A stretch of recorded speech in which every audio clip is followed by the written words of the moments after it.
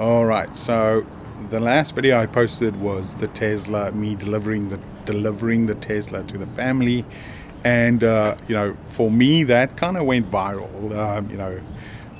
It got a lot of views and a lot of likes and comments, but a lot of the comments were, wanted to sort of get a follow up. What happens next? What happened next, and just more about the experience, and so.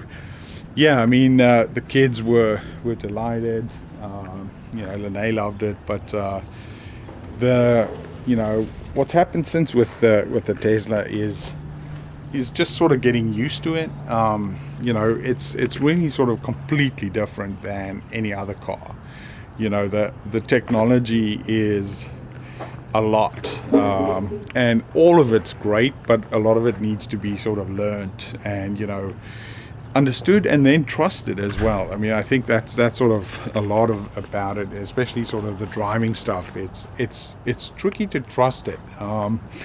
It's sort of you sort of, like, as an example, with Tesla, I found out that I drive more on the right side, and it kept like warning me about it, and in the beginning it sort of irritated me, but then after a while you start to get used to it, and actually you realize that it probably makes it safer, which is the purpose of much of the technology, driving it. So like I said, I had some business commitments in other parts of the country this week. And so I drove to the airport, and I didn't want to leave the Tesla there, at the airport parking. So I took my Honda Accord, which is there next to it. And I mean, that's a great car. It's 12 years old. I've driven it for a long time. We try not to sort of switch our cars that often because it's really just an expense. But driving the Honda was dreadful, and I've never had a problem with it before, but after driving the Tesla, I mean, it's just such a great car to drive. I mean, I'm not even talking about the speed and the acceleration, just how it corners, how like direct it is. It's just a different thing, never mind the electronics. The technology and stuff like that. I'd say sort of the only challenges we've had is got nothing really to do with the car. It's sort of the one thing is our electricity situation here, because I don't commute. I work from home. We've been able to use sort of the 120 volt charging, which is your normal standard outlet. And that charges like about, I want to say about 30-40 miles a night, 30 miles. And for us, that's totally fine, because I drive typically about, 50 miles a week kind of thing. I drive very little. I've actually been driving more because of the Tesla, because it's so much fun. So I volunteer to pick up the kids and things like that. But but I mean, that's sort of, that's not, you don't want that. You want a little bit more capacity. So we wanted to install the wall charger, but that has some requirements around panels and things like that, which we don't quite meet just now. So it's going to take us a little bit of time to kind of get that set up, which isn't something which we necessarily thought about. Or thought would be a barrier. It's like I said, it's nothing major for us now, but we definitely want to have at least the sort of level 2 charging, which is probably about I think it's about 27 miles an hour, not a night. So I think that'll definitely be help us more. But yeah, so we got to go do some things there, and then other little things like the back opens up in our garage, and if it does, you've got to be careful or it can hit the garage, so I've had to set that lower. But those are practical things, that you'd probably get with any sort of car change. You just got to make sure that it's good. But no concerns, no problems. My car is had no issues. I mean, actually, I lie. It did have a weird noise of the one seat, of the passenger seat. If nobody sat in it, it sounded just like there was something loose. If someone sat in it, it didn't make any noise, but that kind of went away by itself. And so I think it's probably just some new squeaks. But other than that, I've had a look at the panels.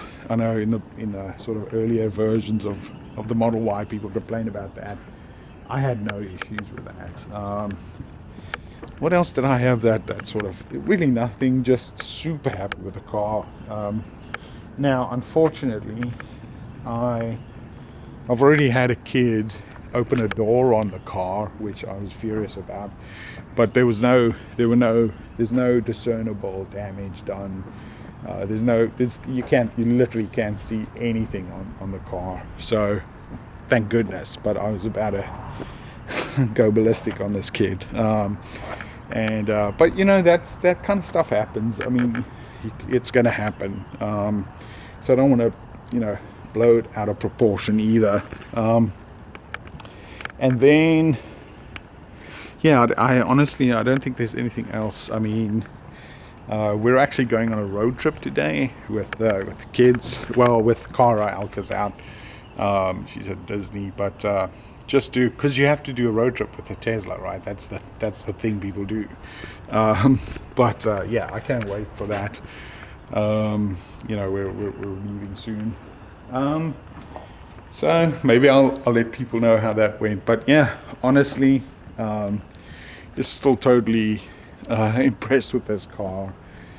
Yeah. So one other thing is that a few folks asked me about on Facebook and I think on YouTube as well if this was Elka's car. My daughter, my 16-year-old daughter, and that to me is just an outrageous idea. I just don't think that is that represents the values that we have. To give a kid a car like this, and I know some people do it. That's not.